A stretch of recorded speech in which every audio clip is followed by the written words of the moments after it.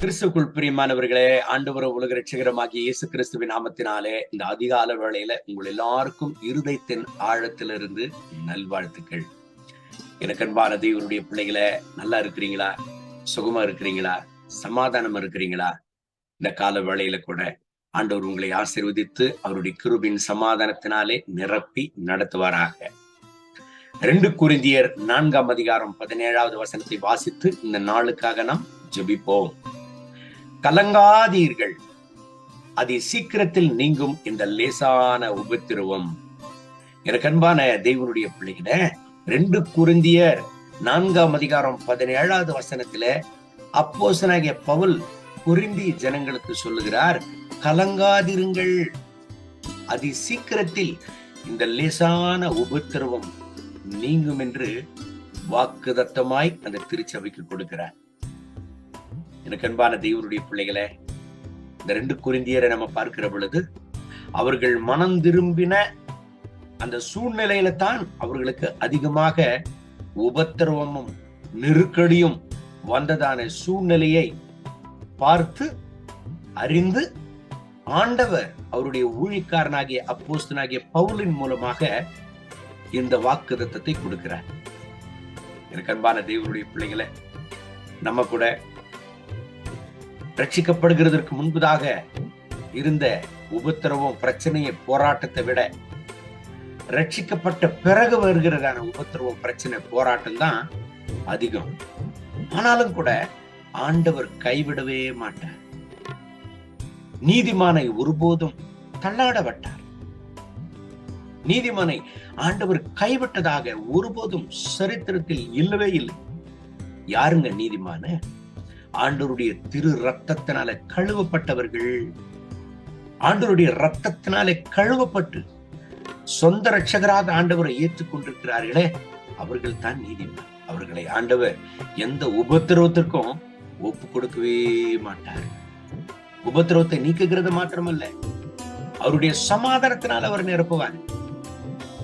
அவருடைய சமாதானத்தினால் நிரப்பி எல்லா உபத்திரவங்களையும் ஆசீர்வாதமாக மாற்றுவார். இந்த கால வேளையில இந்த கர்த்தருடைய வார்த்தைகளை கேட்டுக்கொண்டிருக்கிற எனக்கு அன்பான தேவனுடைய பிள்ளைகளை, உபத்திரவத்தினோட நீங்கள் கடந்து சென்று கொண்டிருக்கிறீர்களா?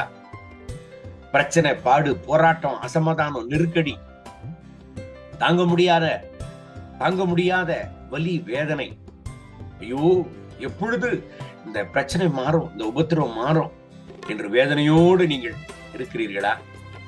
கவலைப்பட வேண்டாம். ஆண்டவருடைய வார்த்தை சொல்லுகிறது, அதி சீக்கிரத்தில் இந்த உபத்திரவம் நீங்கும். அது மாத்திரமல்ல, அவருடைய சமாதானத்தினால் உங்களை ஆண்டவர் நிரப்புவார். எனக்கு அன்பான தேவனுடைய பிள்ளைகளை, எந்த உபத்திரவம் உங்களுக்கு பிரச்சனையாக வருகிறதோ அதே உபத்திரவத்தை உங்களுக்கு ஆண்டவர் ஆசீர்வாதமாக மாற்றுகிறார். காரணம், ஆண்டவராக இயேசு கிறிஸ்து அந்த கல்வாரி சிலுவையிலே நமக்காக உடைக்கப்பட்டார். ஆண்டவராக இயேசு கிறிஸ்து அந்த கல்வாரி சிலுவையிலே நமக்காக பாடுபட்டு வியாகுலப்பட்டார். நமக்காக அந்த கல்வாரி சிலுவையில ரத்தத்தை சிந்தினவராக நமக்காக பாடுபட்டு நம்முடைய பலவீனங்கள் எல்லாம் அவர் ஏற்றுக்கொண்டார். அவர் திக்கில்லாதவர்களாக, அனாதிகளாக, பரதேசிகளாக அவருடைய பிள்ளைகளை விடவே மாட்டார். காரணம், அவரே எல்லாமாக இருக்கிறார். நீங்க நினைக்கலாம், ஒருவேளை கைவிடப்பட்டிருக்கிறேன், ஐயோ நான் உபத்திரவத்துல இருக்கிறேன், நான் தனிமையில இருக்கிறேன், நான் சோர்ந்து போகிற நிலைமையில, ஐயோ யார் எனக்கு உதவி செய்வார்கள் என்று சொல்லி வலியோடு வேதனையோடு நீங்கள் இருக்கலாம். கவலைப்படாதீங்க. இந்த கர்த்தருடைய வார்த்தை உங்களை தேடி வருகிறது. நீங்கள் அனுபவித்துக் கொண்டிருக்கிறதான இந்த லேசான உபத்திரவம் அதி சீக்கிரத்துல நீங்கும். அவருடைய சமாதானத்தினால் உங்களை நிரப்புவார், உங்களை சாட்சியாக நிறுத்துவார்.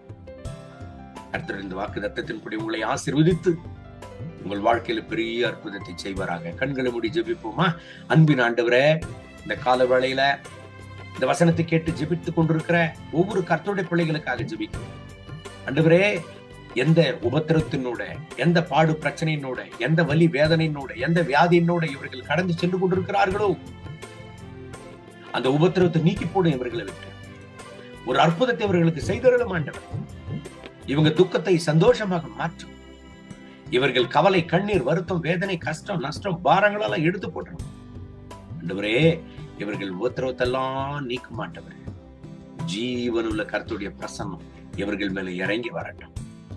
அம்மா சுவாமி, இந்த கால வேளையில இவர்கள் கண்ணீரை துடைத்து எந்த உபத்திரம் இவர்களை வாட்டிக் கொண்டிருக்கிறதோ அந்த உபத்திரவத்தை இவர்களை விட்டு நீக்கி ஒரு பெரிய சமாதானத்தை இவர்களுக்கு கட்டணும். இவர்கள் துக்கம் சந்தோஷமாக மாறுங்கள். மகிமை கனம் துதி உமக்கே. இயேசுவின் நாமத்தில் கேட்கிறோம் நல்ல பிதாவே, ஆமென். கர்த்தர் உங்களை ஆசீர்வதிப்பாராக.